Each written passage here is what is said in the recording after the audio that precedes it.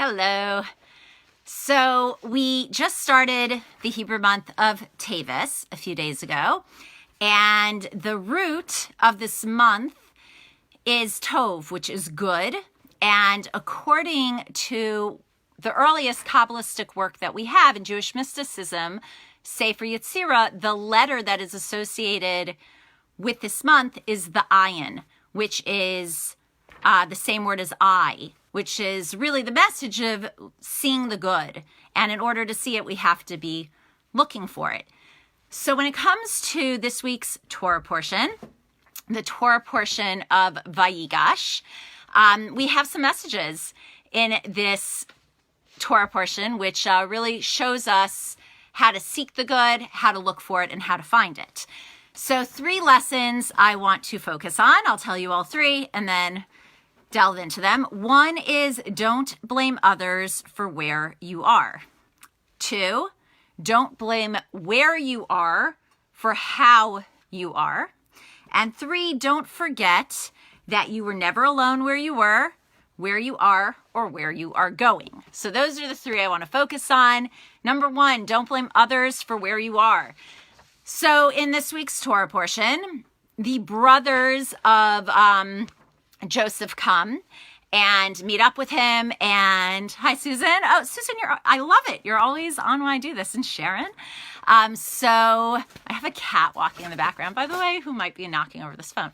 So Joseph's brothers come and feel really awful and guilty and apologetic for what they've done. And they basically, share this shame with him. And his response, and I'm paraphrasing, is, don't flatter yourselves. Like you're really not responsible for this.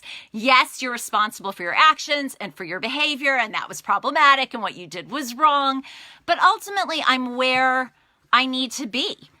I'm here in Egypt because this is where God sent me. This is where he needed me to be. This is where I had work to do. And so even though, yes, you are in a certain sense responsible for my being here, you're ultimately not responsible for my being here. It's bigger than you, and that's really the message that he gives them. And then furthermore continues that there's this incredible good that came out of it, that because he was sold into slavery, they're not going to starve. They're not going to suffer from this famine because now he's king of Egypt. So this idea of don't blame others for where you are, it's very easy to feel stuck in whatever situation we're in and then look back. If I wasn't fired from that job and if that person didn't mess me over and it's really this one's fault and because of something I suffered in my childhood, from being bullied or whatever it might be. And it's not that those aren't legitimate grievances and legitimate pain and suffering we may have gone through, but they're not an excuse. We can't look at that situation and, just blame others for where we are and ignore the fact that there is work to be done and a purpose in whatever we're going through to gain from that. So number 2, don't blame where you are for how you are. And this is another biggie. Joseph had a dream of being king before he was ever sold into slavery.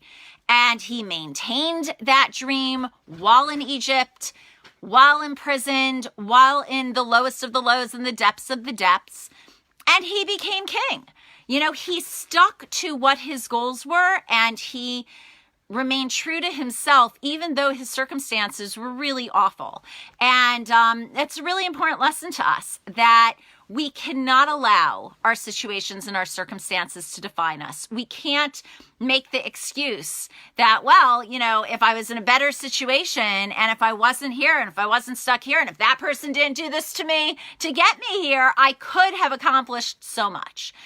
We are accountable and responsible for ourselves and for our accomplishments, regardless of the situations we find ourselves in. And he really proves this idea.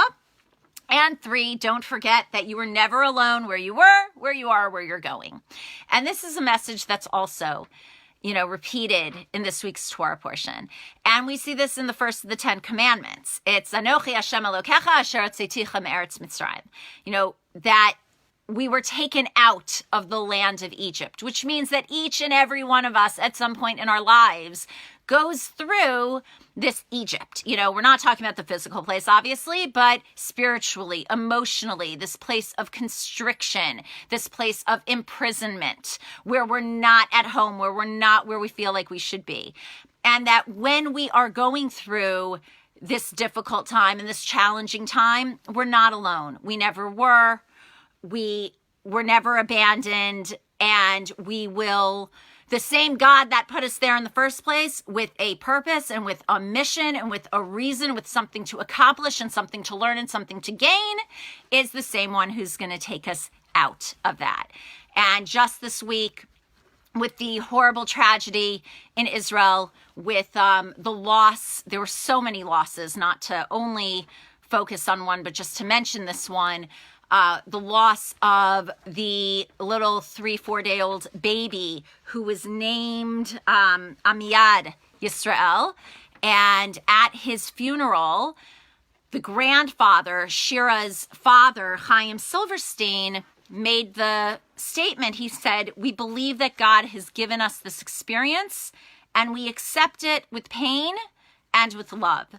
I think that's such a powerful, powerful idea, that in the midst of even our suffering, to recognize, for whatever the reason is, and we don't know it and we don't understand it and we can't comprehend it, we are here. It's bigger than anyone that seemingly put us here, as much as they are responsible for their actions and their mistakes and their horrible deeds, if that's what caused, whatever